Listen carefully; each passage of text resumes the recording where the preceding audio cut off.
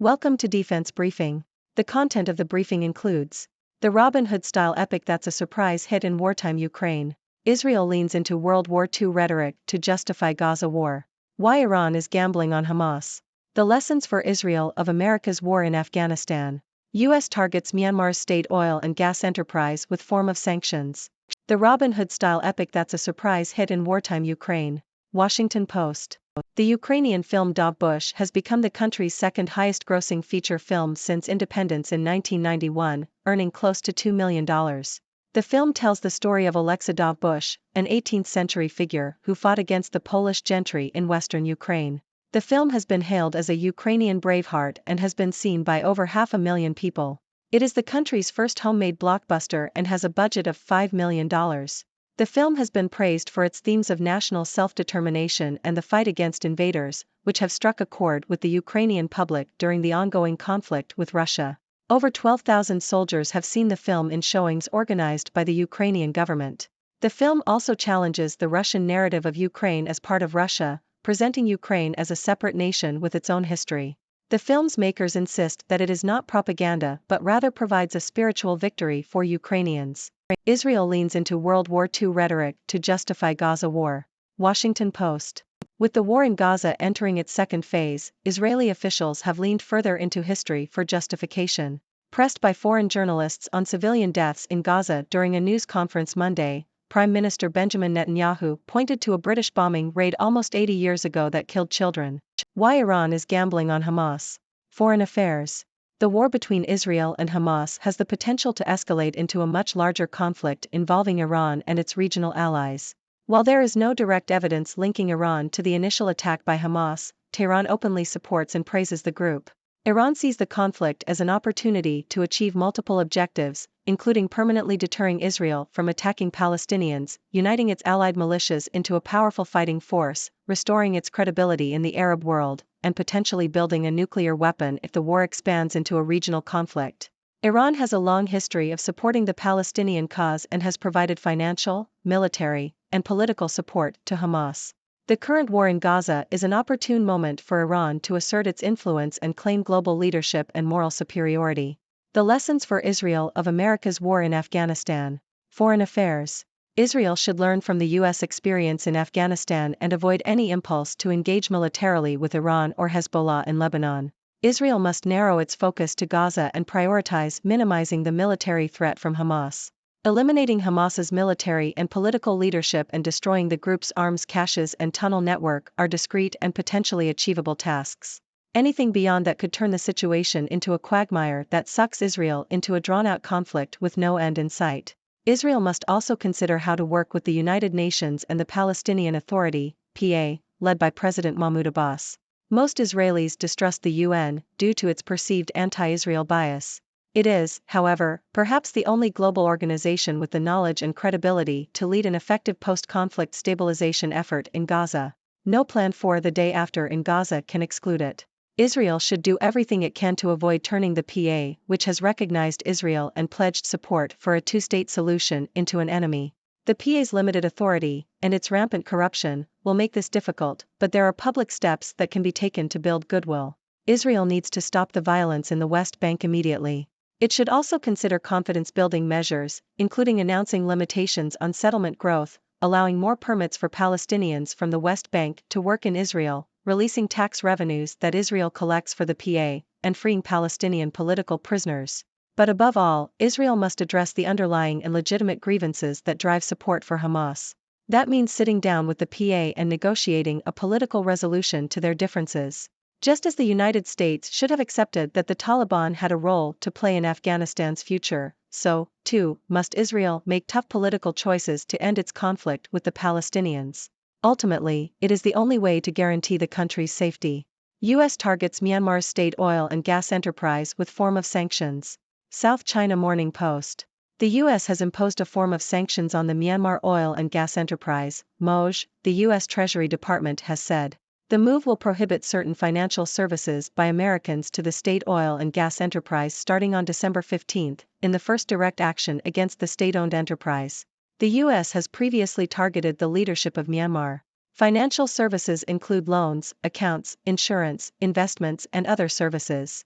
The U.S. has also slapped sanctions on 3 entities and 5 individuals connected to Myanmar's military, in action coordinated with the UK and Canada.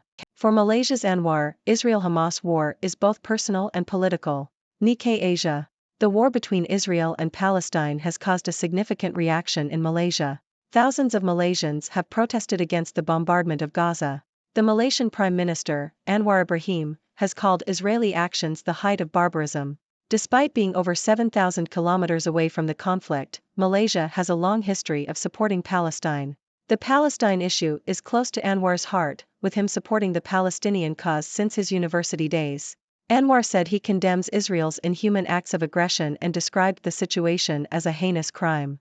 The issue has become a contest between the ruling coalition, Pakatan Harapan, PH, and the opposition, Perikatan Nasional, PN. Both the government and the opposition need the Malay Muslim vote, with Anwar's ruling coalition receiving 15% of the Malay Muslim votes in the last general election. James Chin, professor of Asian Studies at Tasmania University, believes Anwar is doing something he believes in, but is also trying to gain support from the Malay Muslim demographic. Biden picks Asia expert Kurt Campbell for Deputy Secretary of State.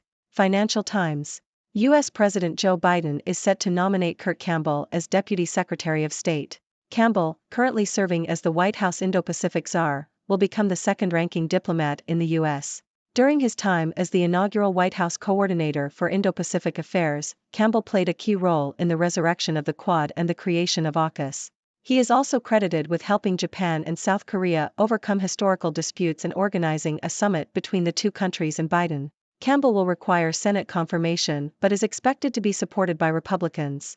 It was like I was fighting ghosts, what Israeli troops will face inside Hamas's labyrinth of tunnels. ABC. As Israeli forces continue their campaign against Hamas in Gaza, one of the biggest challenges they face is the vast network of tunnels built by Hamas militants. These tunnels are estimated to stretch for hundreds of kilometers and are used to hide militants, rockets, and hostages. Clearing and collapsing these tunnels is crucial for Israel's campaign to dismantle Hamas, but it poses significant risks for Israeli troops. Tunnel warfare is considered one of the most difficult types of combat as it creates opportunities for ambush and the enemy can choose the time of engagement. In addition, the narrow, dark, and moist conditions inside the tunnels strip away many of Israel's technological advantages. Israeli forces will also have to navigate the challenge of avoiding killing hostages held below ground. Hamas has regrouped and learned from previous operations, and it is expected that they will use booby traps, thermobaric weapons, and anti-tank systems to defend the tunnels. Israeli troops will have to rely on robots and other intelligence to map the tunnels and their potential traps, making the process slow and methodical. The operation also poses risks for Palestinian civilians, as separating fighters from civilians will be difficult in the densely populated Gaza Strip. Ohio State, Georgia, Michigan, and Florida State top first CFP rankings. Washington Post. The Ohio State Buckeyes, Georgia Bulldogs, Michigan Wolverines, and Florida State Seminoles are the top 4 teams in the first college football playoff rankings for the 2023 season. Washington, the only other unbeaten Power 5 team, is ranked 5th. The rankings will be updated 4 more times before the final 4-team playoff is chosen on December 3. Israel-Gaza war consumes Biden's attention. Washington Post. President Biden's agenda has been overshadowed by the Israel-Gaza crisis. His domestic and foreign policies have been engulfed by the crisis, and he has spoken to Israeli Prime Minister Benjamin Netanyahu at least 10 times. The White House is trying to restore some normalcy to Biden's schedule, but with the Israel-Gaza war intensifying, the president may struggle to deliver his domestic message without distraction. White House Press Secretary Karine Jean-Pierre said that Biden is able to do multiple things at once, but former senior aide to President George W. Bush, Tavi Troy, said a president can only focus on so many issues at once. All presidents see their schedules upended by foreign crises on occasion, but the Israel-Gaza war is proving to be an unusually intense episode. Many Americans have close ties with or strong feelings about the region, and eruptions of anti-Semitism and Islamophobia have painfully brought the crisis home. President Biden requested $14 billion in aid for Israel, and the United States has shifted thousands of soldiers and Marines closer to the region and stationed 2 aircraft carriers in the area as a precaution. The administration has also sought to restrain Israel's push into Gaza amid criticism from some liberals about the rising death toll and slow pace of humanitarian aid. the Israel-Gaza war has affected Vice President Harris's schedule as well. The conflict consumed her morning on October 11 before a previously planned visit to the College of Charleston. Initially scheduled to depart for South Carolina at 10:25 a.m., Harris boarded Air Force 2 more than 90 minutes late. Ladies and gentlemen, it's your favorite observer from the 6 Degrees world, Dr. Six.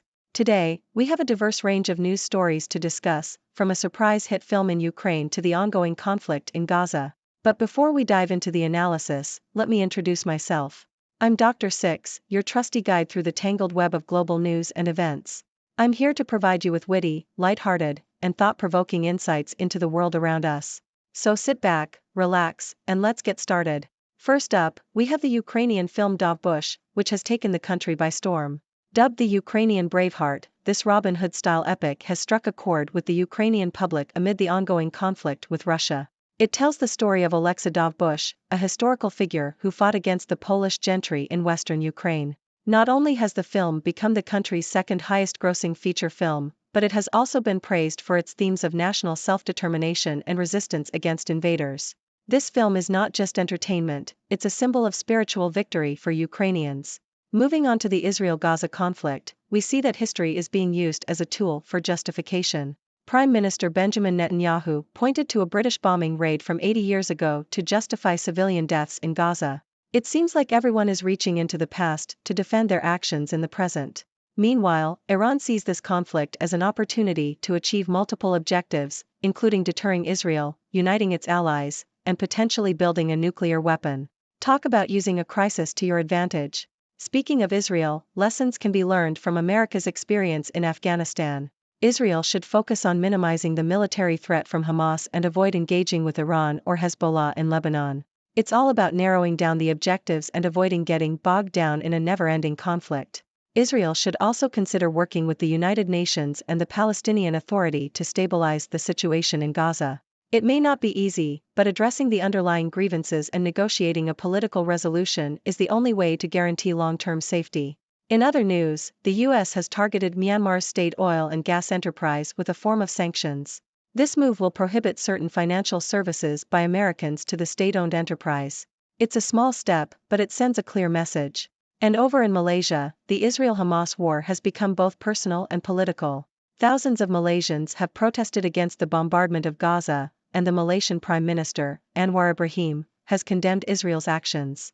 The issue has become a contest between the ruling coalition and the opposition, as both sides vie for the support of the Malay Muslim demographic. It's a delicate balancing act for Anwar, but one he believes is worth it. Now, let's shift our focus to the United States. President Biden has nominated Kurt Campbell as Deputy Secretary of State. Campbell, known for his role in resurrecting the Quad and creating AUKUS, is expected to be supported by Republicans. And as Biden grapples with the Israel-Gaza crisis, his domestic and foreign policies have been engulfed by the conflict. The president has spoken to Prime Minister Netanyahu multiple times, and the crisis has overshadowed his agenda. It's a tough balancing act for any leader, but the intensity of this episode is unprecedented. Let's hope some normalcy can be restored soon. Lastly, we have a look at the challenges Israeli forces face in Gaza, particularly the vast network of tunnels built by Hamas militants. Tunnel warfare is considered one of the most difficult types of combat, as it strips away many of Israel's technological advantages and creates opportunities for ambush. Israeli troops will have to rely on robots and intelligence to navigate the tunnels and avoid killing hostages. It's a slow and methodical process, but one that is crucial for dismantling Hamas. Let's hope for the safety of both Israeli troops and Palestinian civilians. And with that, we come to the end of our news roundup. I hope I've provided you with some interesting insights and made you smile along the way. Now, it's your turn. What are your thoughts on these news stories? Do you have any questions for me? The floor is yours, my dear audience. Thank you for tuning in. The content above showcases the latest briefing reports and analytical synopses, thoughtfully curated by the 6Do team. These insights stem from a wide array of reputable media outlets, think tanks, government sources, and specialized experts worldwide. We encourage you to explore these sources for a comprehensive perspective. Keep in mind that while the content may not always align with the official standpoint of 6Do Brief, it's not meant to be taken as absolute directives for decision-making. Comprising seasoned media professionals, learned scholars, and accomplished scientists, the 6Do team embodies a trailblazing, fully independent media entity. To customize 6Do Brief to meet your professional needs, you have the option to subscribe to a diverse array of briefings on our website, 6dobrief.com. Regardless of your location, you can conveniently receive 6Do Brief via email.